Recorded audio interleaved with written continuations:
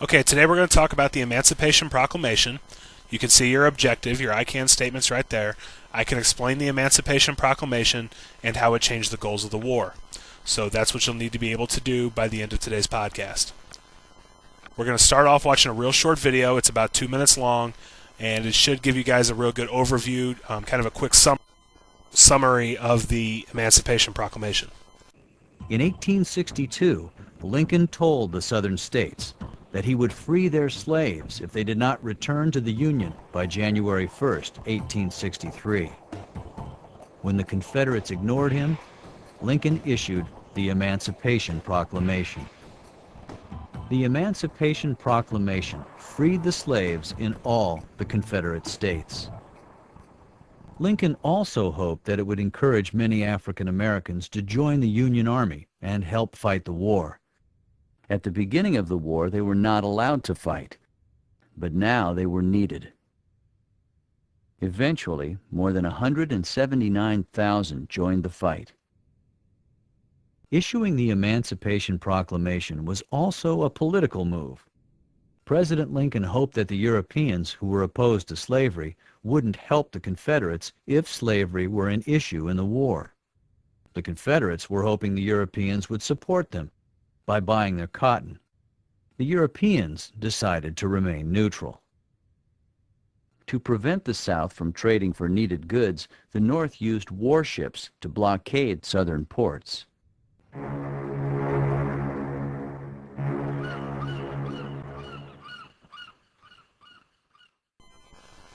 Okay, we're going to start off today's lecture talking about the goals of the war.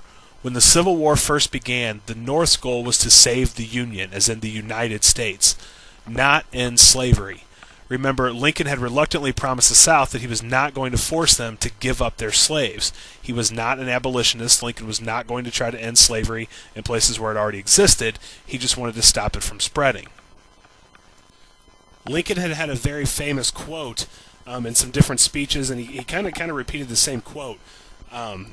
But the basic idea Abraham Lincoln had is that whenever he was asked about freeing the slaves, he said, I'm going to do whatever I have to do to save the Union. If I thought that freeing the slaves would help me save the Union, I would do that. If I thought that not freeing the slaves would help me save the Union, I would do that too. Now, Lincoln had quite a few reasons why he did not want to free the slaves.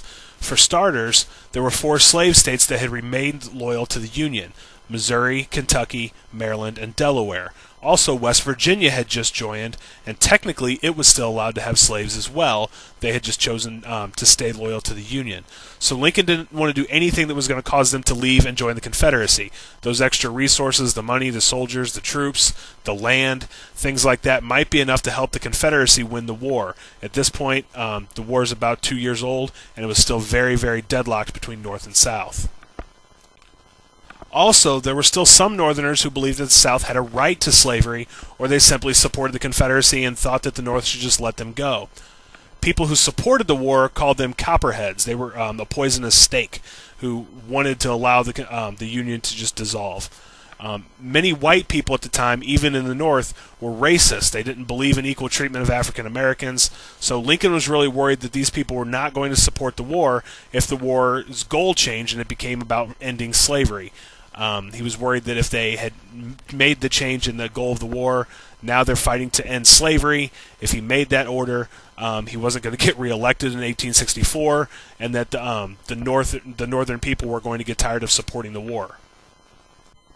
Because he was worried about those border states, and those Copperheads, the people in the North who supported the South, Lincoln decided to emancipate or free only the slaves in the Confederate states.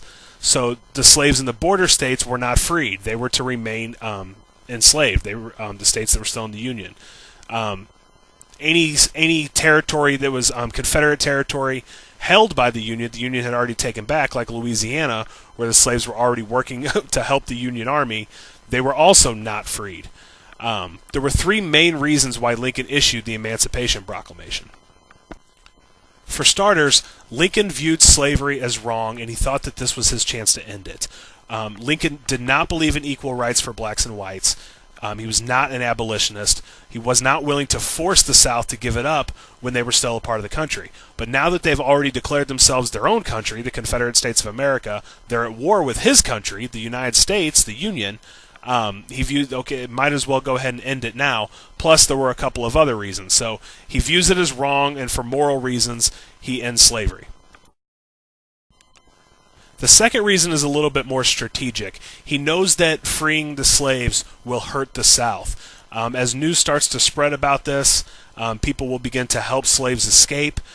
Slaves will slow down their work because they know that if it hurts the Confederacy, then they have a better chance of becoming freed if the Union wins. Or the slaves themselves, as they kind of start to hear about it, begin to try to escape. So those things hurt the South because it further hurts the Southern economy, which was already hurting. And finally, Lincoln knows that there are people in Europe who want to join this war and want to support the South because of the cotton trade. So he knows that because most Europeans are against slavery, if he makes the North look like the side that is fighting to stop slavery, the Europeans will not fight against them and will not support the South. On the left there, you see a piece of artwork depicting Abraham Lincoln's Emancipation Proclamation. And on the right, there's a small excerpt from the beginning of the proclamation. It reads, "On the first day of January, in the year of our Lord, 1863, all persons held as slaves within any state or designated part of a state, the people whereof shall be in rebellion against the United States, shall be then, thenceforth, and forever free." Now you got to pay special attention to the wording that Lincoln uses. It's only the people, the slaves in rebellious states, only those slaves that are a part of the Confederacy that he's freeing, only those slaves. So no slave actually gains freedom the day Abraham Lincoln issues the Emancipation Proclamation, because the Confederate States of America weren't listening to Lincoln anyway. So they wouldn't have followed this presidential order to free their slaves. Still, though, this is a great time of celebration for abolitionists, people who believed in equal rights, and for African Americans, because this changes the goals of the war, and it makes the war fighting for the freedom of slaves. Now, Lincoln didn't want the Emancipation Proclamation to look desperate, so he waited until after a victory to announce it. When the Union won at Antietam, he takes the opportunity and announces the proclamation on January 1st, 1863. Now, as we had already said, because those rebelling states where the slaves were freed were not under Lincoln's control, no slaves actually gained their freedom that day, but it changes the reasons for the war, and now the Union Army is fighting to end slavery as well as save the Union. The abolitionists are very happy about this. Most Northerners actually were very upset. The Southerners are outraged, and they think this just proves them right, that Lincoln was an abolitionist all along. Now, one effect of the proclamation that Lincoln had not counted on was the support that he gets from freed African Americans in the North. At the beginning of the war, African Americans were not allowed to fight in the military because that was seen as an honor. But little by little, they had been allowed to serve the military in support roles. After the proclamation, however, free African Americans began showing up in the thousands, almost 200,000 by the end of the war. By the end of the war in 1864, the War Department had announced that all soldiers would receive equal pay for their service in the military. So this was a big step towards civil rights. One of the most famous cases of African American support for the Union is the 54th Massachusetts Regiment. They had led an attack on Fort Wagner in Charleston, South Carolina, which, remember, was the first state to secede. Now, they lost, but even though they had lost, their courage earns the respect, and their leader, Sergeant William Kearny, becomes one of the first of 16 African Americans to earn the Medal of Honor during the Civil War.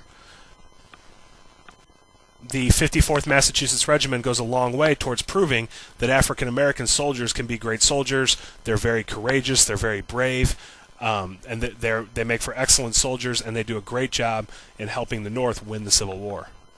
This also earns the respect of many of the white generals in the military as well. On your screen now, you see 4 review questions.